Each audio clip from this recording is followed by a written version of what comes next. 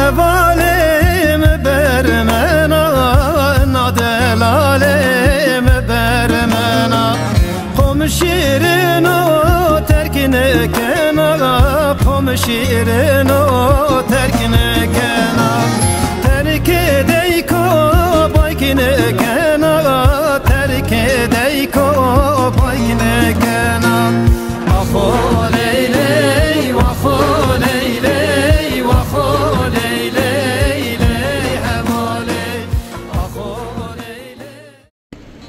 Değerli izleyiciler, şu an Bingöl'ün en büyük camii Bingöl Ulu Camii'ndeyiz.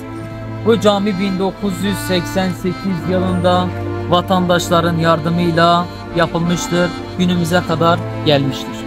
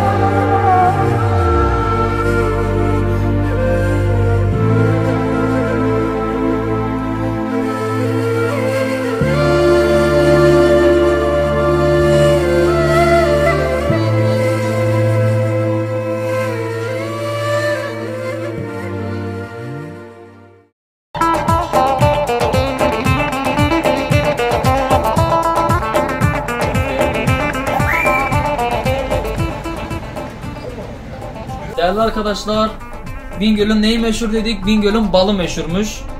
Bingöl'ün karakovan balları, süzme balları meşhur.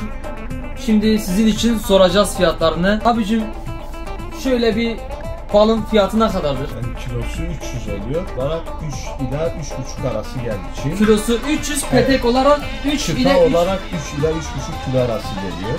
Değerli izleyiciler, şöyle gördüğünüz tahmini 900 ile 1000 TL arasındadır.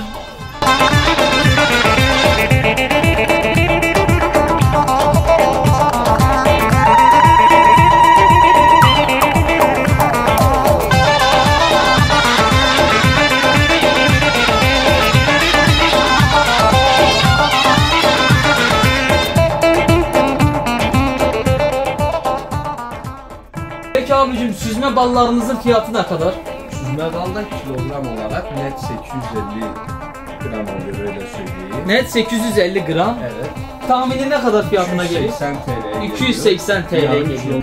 Yarım kiloluk da var. 460-450 grama geliyor.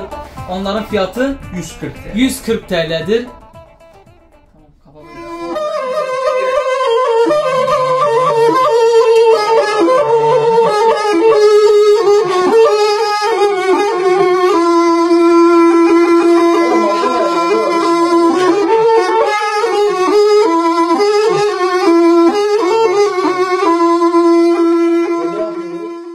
Değerli arkadaşlar, şu an rahmetli Rençber Aziz, değerli üstadımızın kardeşi Hasan Berdibek abimizdeyiz.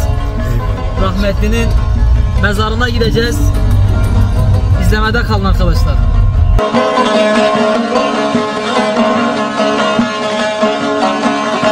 Sardiyen amki sager müşennet Kene kafer derin bular suç vennet Hadi bulaydım bildiren işinnet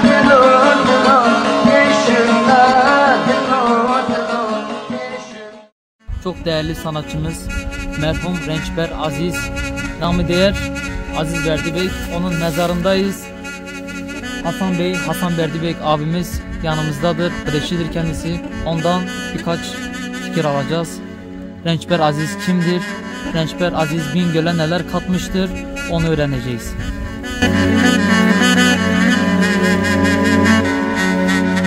Hasan abicim, Rençber Aziz kimdir? Öncelikle onu bir öğrenelim sizden.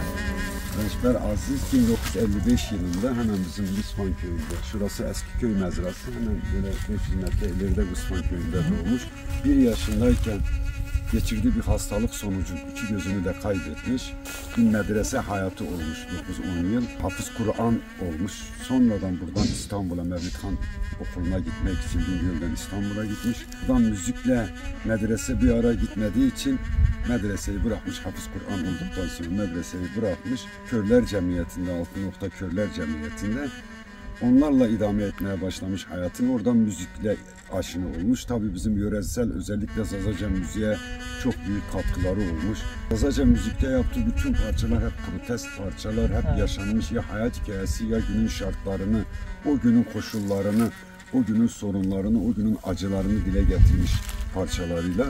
Yani bütün hemen bizim coğrafyada, özellikle Bingöl, Dersim, Diyarbakır, Elazığ, bu coğrafyada sevilmiş, sayılmış. Hem yaptığı Türkçe, Kürtçe, özellikle Zazaca ağırlıklı parçalarla toplumda kabul görmüş. Yani eserleri birçok insan tarafından da okunmuş. 1988 yılında Almanya'da vefat etmiş. Getirdik cenazesi burada. Allah ona da Allah rahmet eylesin, inşallah mekanı cennet olsun. Kısa bir ömürde Bingöl'ümüze birçok eser katmış. Bingöl'ümüzü tanıtma amaçlı bir sürü eser katmış. Zazaca diline büyük emekleri olmuş. Rençber Aziz Berdibek abime Allah'tan rahmet diliyorum. Mekanı cennet olsun inşallah.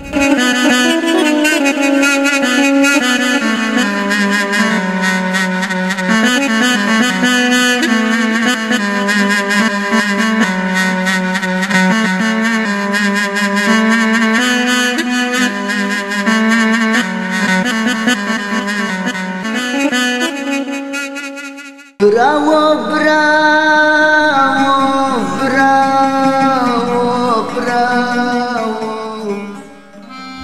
Değerli arkadaşlar, şu an Bingöl'ün en eski camilerinden İsfahan Bey Camii'ndeyiz. Bu cami 16. yüzyılın başlarında 1292 tarihinde İsfahan Bey tarafından yaptırılmış camilerden biridir.